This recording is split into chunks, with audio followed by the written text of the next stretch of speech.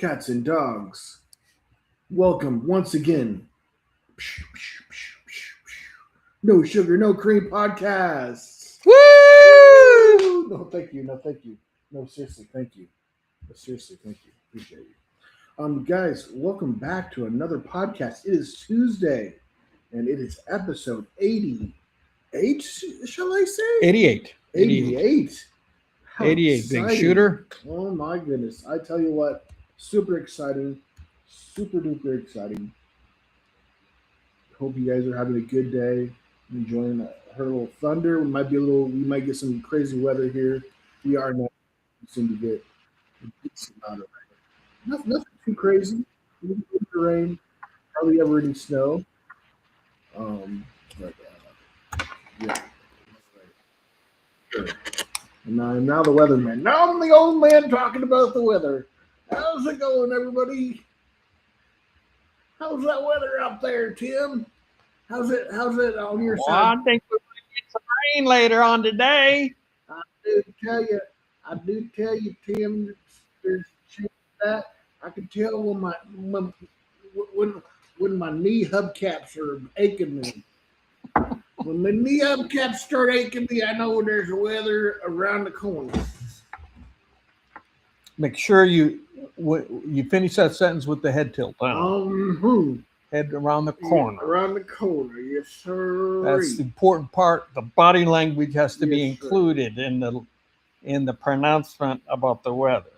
Well, I'd like to start the podcast off with a moment of silence. You're not gonna like this, Tim. I mean, you'll appreciate it as a fan, but it's not good. Moment of silence for the Celtics. Yeah, they underperformed. It's pour one out. Horribly. They were favored by many analysts to come out of the East, and they blew a 3-1 lead.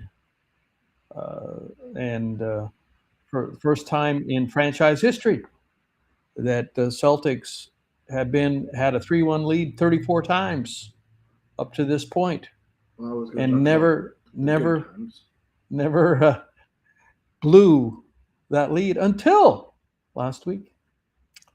Yeah, it was a bummer. It was a bummer. Yeah, game one was looking good. They blew them out. Of course, but they didn't have their number one player. I honestly don't think it would have mattered. I can tell.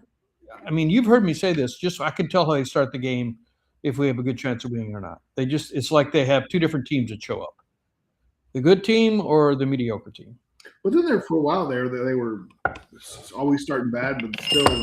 Yeah, they did do that. They did do that. Yeah, but inconsistency was. Here's a stat for you. I think somewhere in the third quarter of Game 5. So after 4 games, we had won 3 and lost 1. So we were 3-1. Game 5, we were up by 13 points about halfway through the third quarter. 13 points. From that point on, for the rest of the series, we were outscored 45 points. That's an average of 15 a game? Well, no, 3 more games, so that's 15 a game outscored. And so you can't win. Right here, Tatum hopping on his good leg. Tatum, what's wrong, man?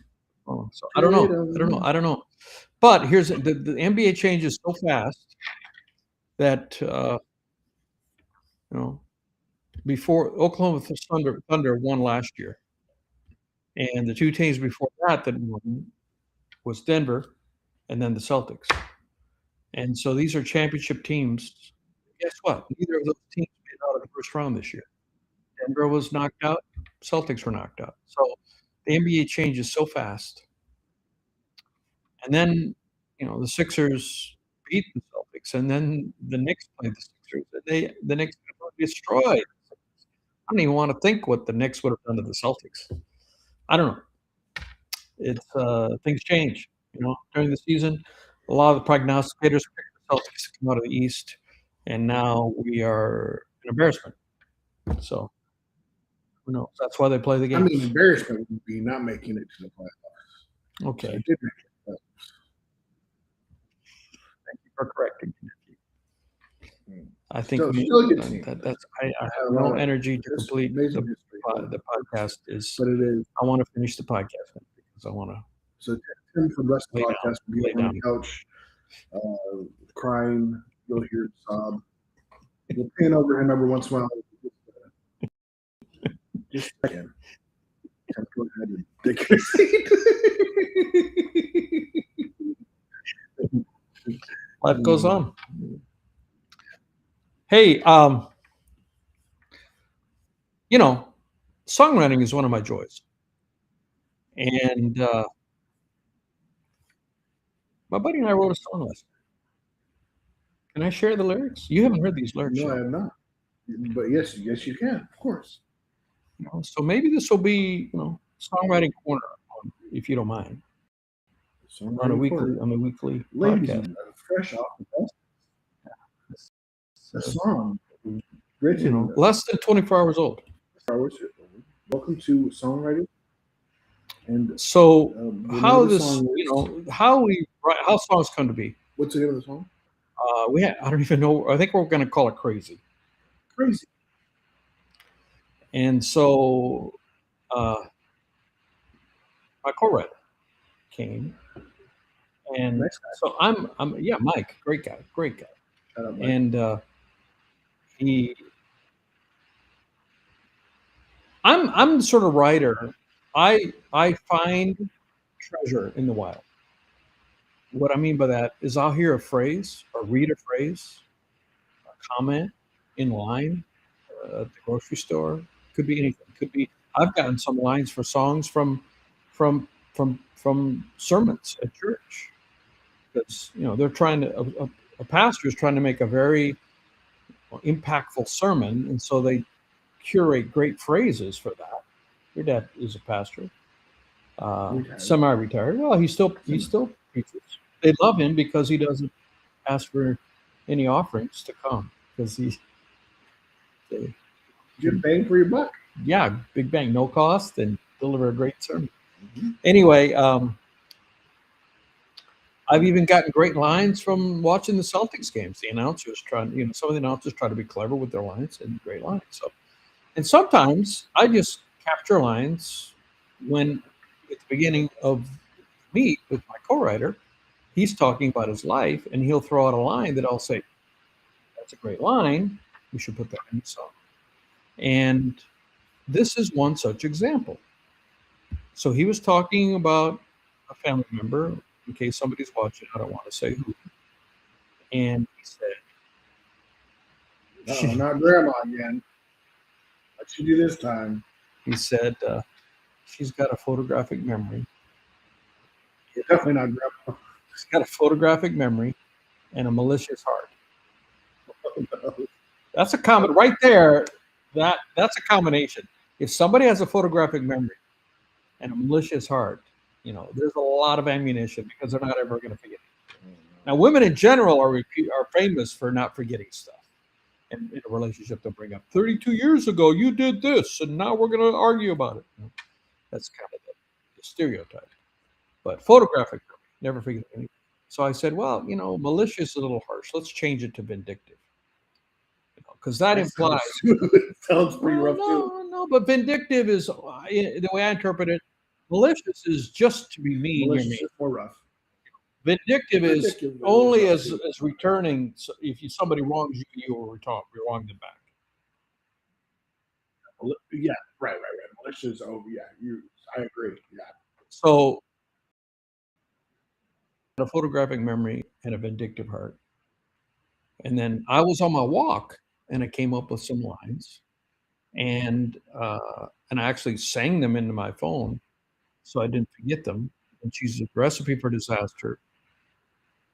And then we changed the line. It was a recipe for disaster right from the start. And we decided that was very cliche-ish right from the start. So we came up with a much better conclusion for that. She's a recipe for disaster with an exclamation mark. But I can't look away. Are you kidding? I'm so entranced. She's got me besmoked. That's the first verse. Uh-oh. I'm scared but excited. And then the chorus, she's crazy, certifiably crazy, absolutely 100% crazy, and I'm in love with her. So that's the chorus. Verse 2, she makes my life totally interesting, can turn on a dime without even thinking, but I can't look away. So that's the same line that was in the first verse. Tie that together, but I can't look away. Non mercy beaucoup. No, thank you. I don't want to look away because she's hotter than the sun, phases me like the moon. And she's certified crazy, absolutely 100% crazy. So that's our new song. Should incorporate 5150 in there somewhere.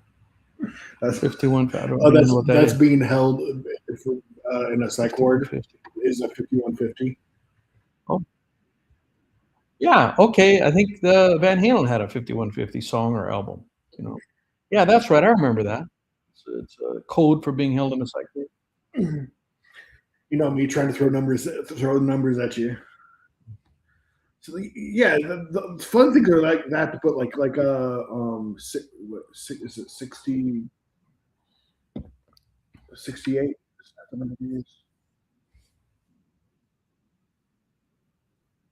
86. 86. When you're out of something at a restaurant, you 86 it. Mm-hmm. Yeah, I read a big dialogue on where that came from. Oh, really? Yeah, and it was not conclusive as to where originally that came. Oh, really? You were probably, oh, well, I'm going to find out about, and I found out absolutely not. Is there a general idea what it possibly came from? Let's see. There were some theories. 86. Yeah,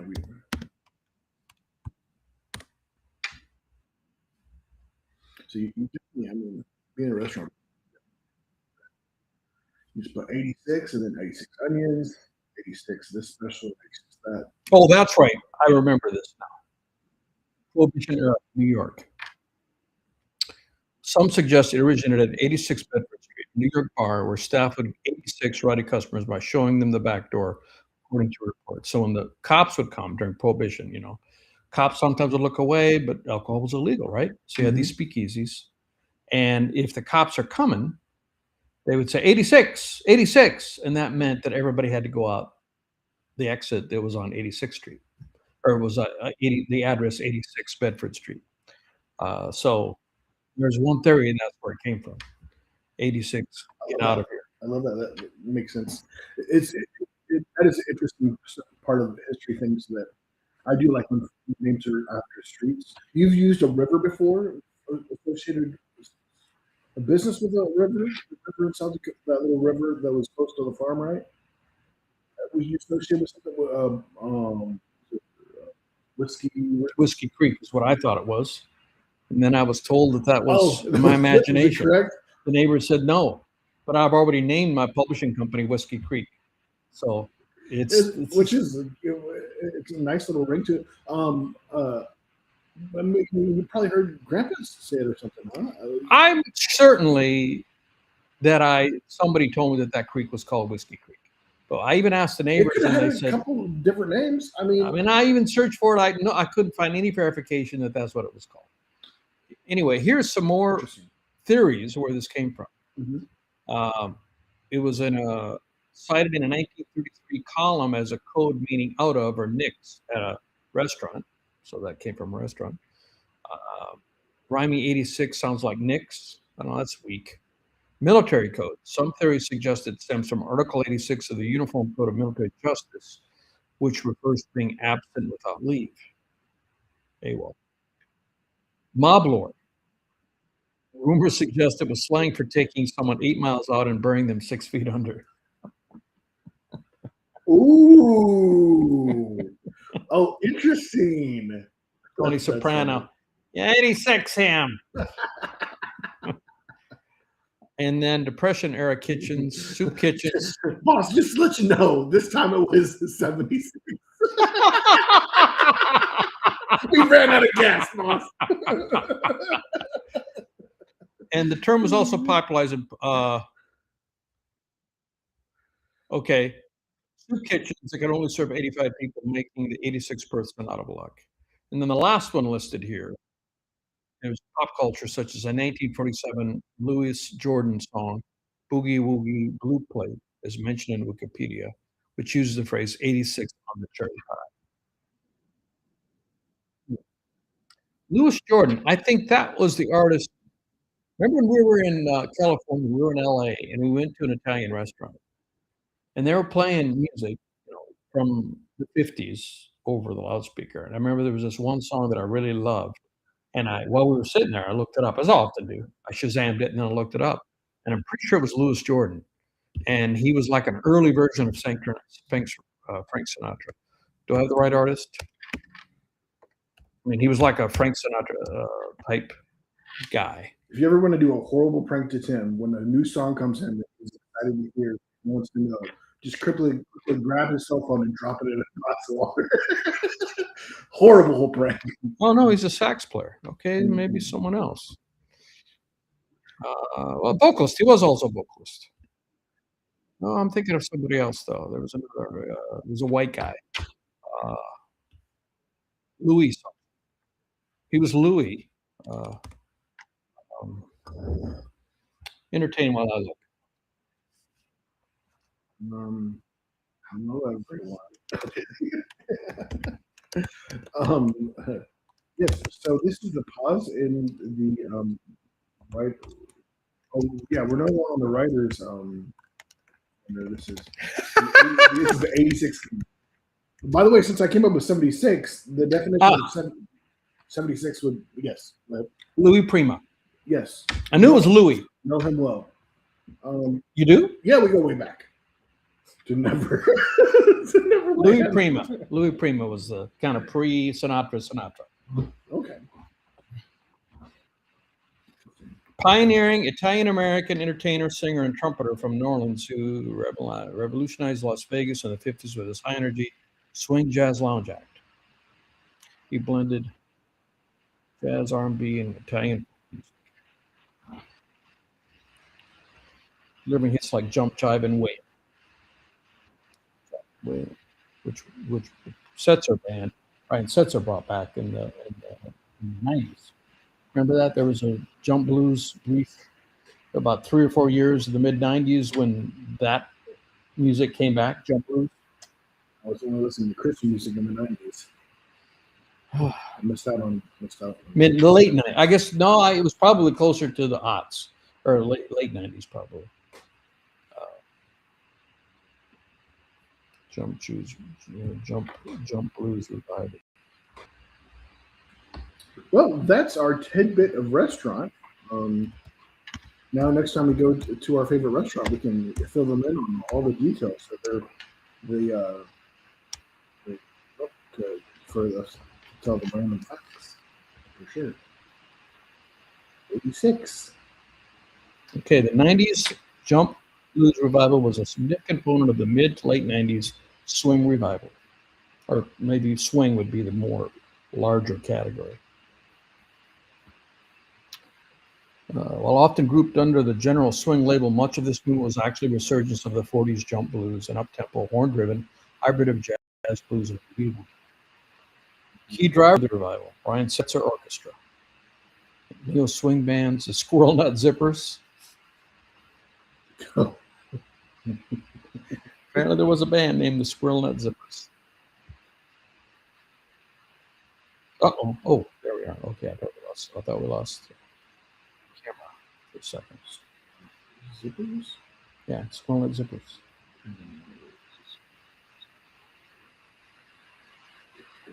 Squirrels, nuts, and the zipper. Was there an accident? Zipper and some squirrels, nuts?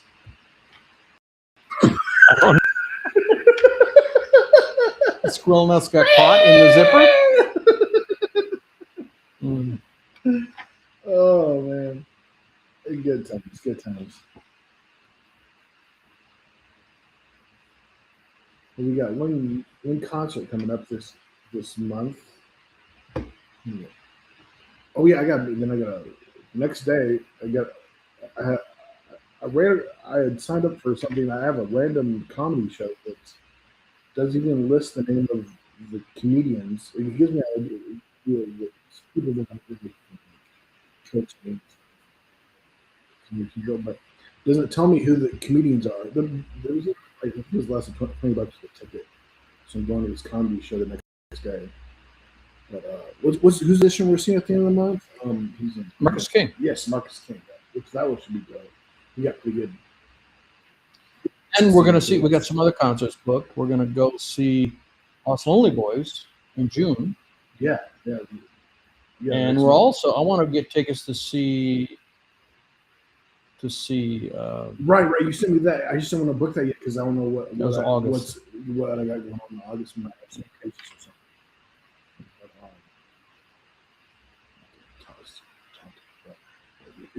Yeah, yes, I listened to their music. It's fantastic. It's a band, definitely right, but I feel like really the lead singer really stands out. Yes. And something Strays. What is it? Slap Me Crazy. What was it, Blaze? Strays. But I was just gonna say, you can slap me crazy if he's not if he's a fan of Elvis Presley. You definitely slip going to him. Very Red Clay Strays. Red Clay Strays. Yeah. They're playing at Bridgestone Arena 2 nights back to back. That blows my mind that they're big enough. So, okay, we're going to see. It's interesting how the level of where artists are. Mm-hmm. And in your mind, you're thinking, well, these artists are the same popularity. So Marcus King, I've been a fan of Marcus King. I saw Marcus King at the Cannery Ballroom maybe 2019, somewhere in there. And that's probably got to be at least 1,000 people, I think. And, so this is like 7 years later. And he's playing the Municipal Auditorium in Nashville, which is 3,000 cap. Okay. It's a little bigger than Ryman Auditorium. Ryman Auditorium is about 2,000. So 50%. Okay. I've never seen a concert there before. It's a little building, but it'll be fine. It'll be fine. And then Red Clay Strays, I thought, well, they're about the same level as Marcus King. But no. Why would you think? They're doing 2 nights back to back at Bridgestone Arena. Bridgestone Arena is 20,000 cap. So that's 40,000 people in 2 days. Capacity. I don't think they're going to sell out. Versus Marcus King doing the 3,000. Those are 2 radically different things. That's more than 10 times more. I never would have had that on my bingo card that Red Clay Strays are that much bigger than Marcus King. I mean, no negativity to either one. I love both of them, but trying to judge where they are and what they can draw, it just surprised me. That's all. Just surprised me. And then you have Jelly Roll and Post Malone struggling to sell out. Which are big. Yeah, I just saw an article today that they're underselling their tickets. So I don't know. And then they canceled some of them. And somebody posted, I preferred the pre-Malone. That's funny. That's funny. I think you get. I mean, Post Malone. Maybe at some point. So big thing with Jelly Roll is, I love Jelly Roll, but we have been oversaturated in a way with Jelly Roll, and then then you get these high price tickets where like, oh, I want to spend that much money. Like, I like Jelly Roll, but I have to pay this high ticket price and kind of burn out on Jelly Roll a little bit. And then Post Malone, I mean, you could say you burn out on Post Malone too. They're both 2 of my favorite artists, but I mean, do you spend $500, $1,000 plus for a ticket? I don't even know how much they are, but and everybody, money, everything, everybody's tied on money. Everything is more expensive. Inflation, we've been battling inflation since COVID, really. I mean, um, leaving all politics aside, in which administration did it. I mean, we've if you compare, you could go to the dollar menu. It seems like before 2020, you could get a double hamburger, two beef patties for the dollar menu, cheeseburger even 2019. Now you go to McDonald's and it's like 4.50. That's 4.5 times. That's not like 5, 6, 7, 8% inflation. That's 4 to 5 But if times. there's a Taylor Swift concert, everybody comes up with money real fast. So all I'm that's trying to say, moderation. and all I'm trying to say is everything has got so much more expensive, and wages haven't kept up with that. No, So you everybody is compare tight. Everybody's tight. Like right now, used guitars have come down in price because a lot of musicians are selling them and nobody's buying them. That's why I was able to get that Gretsch for probably $1,000 off what was selling for a year or two ago. Because everybody's selling, nobody, money's tight and wages aren't keeping up. I mean, I think that's a fact. I mean, and so $500 tickets to go see. Now, I mean, if Taylor touring this year, I mean, things have changed in the last year. Taylor toured last year, Taylor Swift. But if she's touring this year, I mean, if you don't have the money, you don't have the money. I don't care how much you love Taylor Swift. I mean, I'm not trying to be controversial or divisive. No, I was just saying because all her concerts sold out. I mean, Last year, would they? If she did the same thing this year, I don't know. Maybe not. Boy, we're having our camera keeps cutting in and out. I would definitely say just because of popularity. I mean, I think she's definitely more popular than Post Malone. Oh no, that's not the issue. I'm not saying that. I think she would sell a lot more tickets. But yeah, who knows? You could. All I'm comparing to her previous level, which she said a lot she did, comparing to herself, not other artists. Yeah.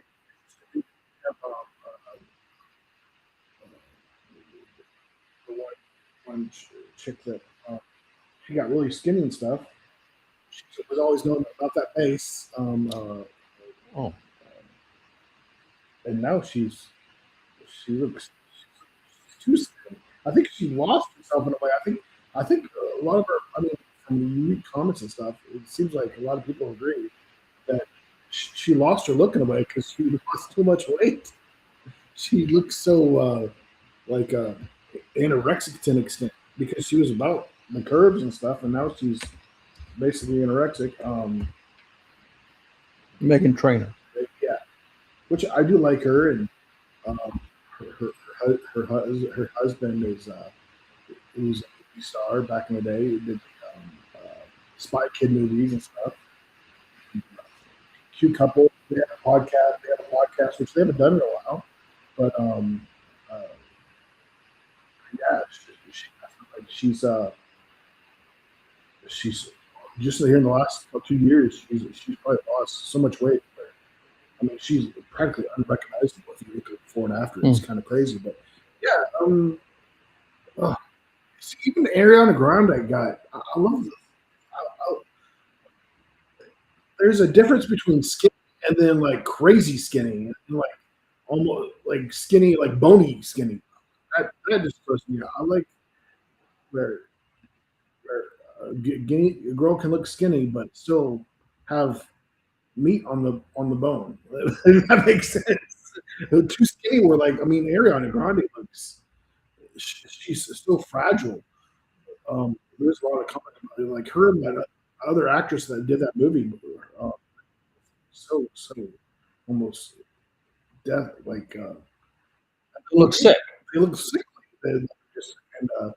And she used to do back in the day. She did the show on Nickelodeon, and she was skinny as can be, and looked fantastic. And I mean, so skinny. But yeah. So I mean, that's on that person, but like it's sadly there's so many girls that struggle with anorexia and all that, and mean, it's a killer. I mean, literally, people die from not used efficiently. And One of the greatest losses, I mean, dating myself, but Karen Carpenter, died of anorexia with the Carpenters, early 70s group, her and her brother. And she was so talented. She was one of the, I mean, there's some clips of her playing drums while she was singing. She was a phenomenal drummer, but they didn't let her be playing drums when she sang, so they took that away from her and made her just stand in front of the mic. But she was very talented.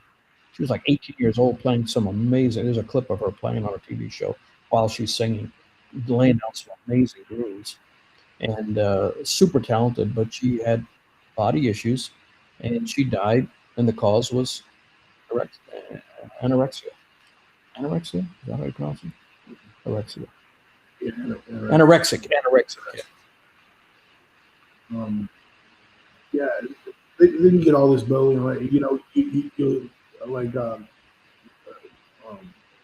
you lose too much weight, a bunch of people give you crap, and then if you gain weight, people give you crap online. I mean, which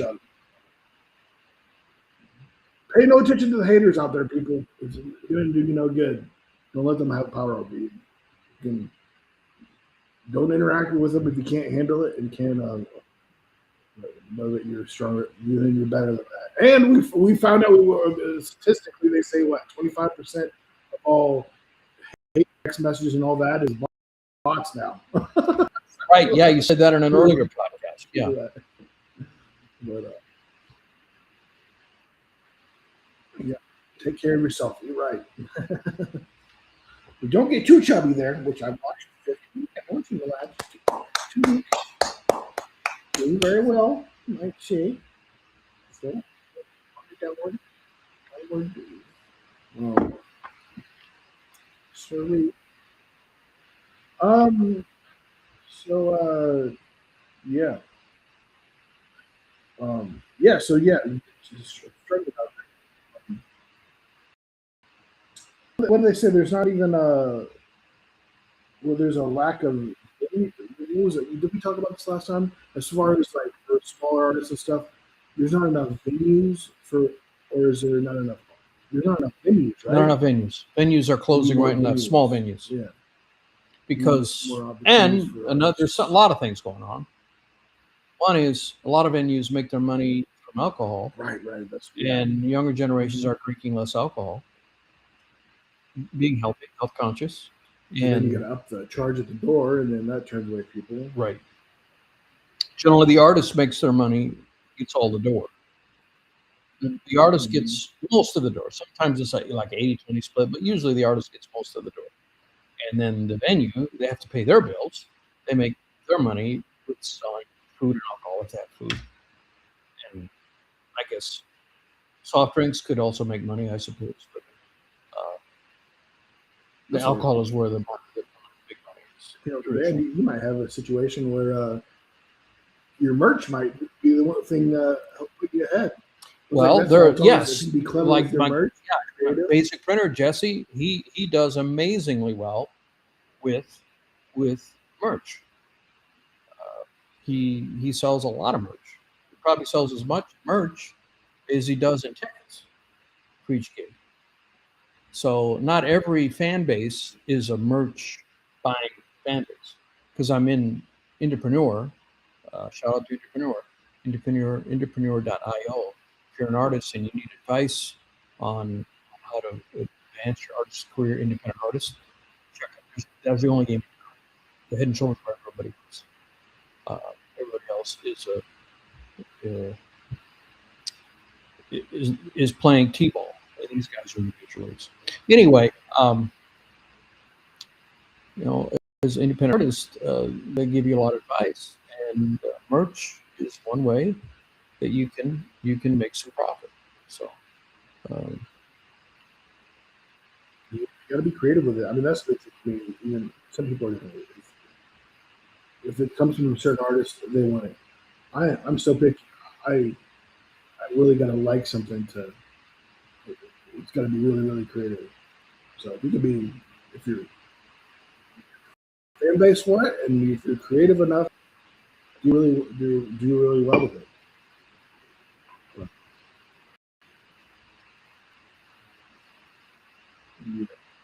Yeah, so I know that it varies a lot from artist to artist because there's a lot of artists that Entrepreneur works with, and they share sometimes the metrics as to what other artists are making. And I know that Jesse is way over the average on the average merch sale per show, or per the way they normally measure it is the average sale per attendee at a show. So that's a metric that'll tell you, even if you have 500 people there, or 100 people there, 1,000 people there, how much dollars did you, what dollar average per attendee at your show? And Jesse's way, yeah. So his fan base is very rabid, very zealous, I should say, very zealous, and that's not the average. You know, Does he have pretty cool looking merch? You say or average? well, it's not my style. You probably, he's more like he's more video game adjacent. And Pokemon, he gives one of his things. If you buy merch from me, you get a Pokemon card. That's part of the little bonus that he throws in. So my fan base wouldn't know what to do with Pokemon, I think, mostly. So, you have to know your fan base. And so for his fan base, his merch is great. They love it, obviously, because they're buying it. So don't ask me if he's got good merch because I don't know. I don't know. And he uses like dog whistles to call out. We showing us some of his copy for some of his ads, and they call out his fans, like relating to playing video games, and there's some lingo in there, and I don't know that because I'm not a video game player. So, and you may not either because you don't play. You're not an avid video game player. I don't believe. I mean, you play, but Not as much as I used to. yeah, that's more of a. I mostly just have my niche game, Halo. That's my favorite game to play, and I don't even play that as regular as I used to. So he uses specific things that only his group of fans understand, or the people in that age group or in that demographic. So, and that's what a great artist branding does. You know what your fans are, and you call out to them using dog whistles that other the demographics that aren't, the people that are not in the demographics of your fan base would not understand. That's great branding. And then your fans will probably realize, oh, this is a dog whistle that only I understand because I know my dad wouldn't understand it or my older brother wouldn't understand it. So he's really calling out to me, and I'm really special because I'm his fan. And that's what it's a bonding experience between the artist and the fans. And great branding will do that. So I'm not in that demographic, so I can't say if the merch is good or bad because I don't understand the dog whistles. Does that make sense? Mm-hmm. Yeah, so,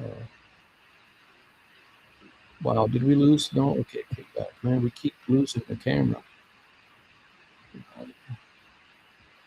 Camera's going in and out. It's, I think we lost it now. Might be time to, no? It's on Instagram. Yeah, I think we lost it. Well, we've been going for 39 minutes, so maybe it's time to call it. Go around. Alrighty, guys. Well, appreciate you. Thanks for watching the podcast. Hopefully, if you're enjoying the podcast, it hasn't messed up too much. But that's just part of doing live, guys. Where we go live on Facebook and YouTube and Instagram. And Not connected. Yeah, no picture. But No video. But just the audio should be there, I think. So, guys, apologize. We did lose video there, but hopefully you're able to listen. And if you're just listening to and not even watching, well, then it doesn't affect you one bit. You're wondering why are people complaining? Guys, appreciate it. All right. Thanks for watching. We'll see you next time. See you next time. Bye.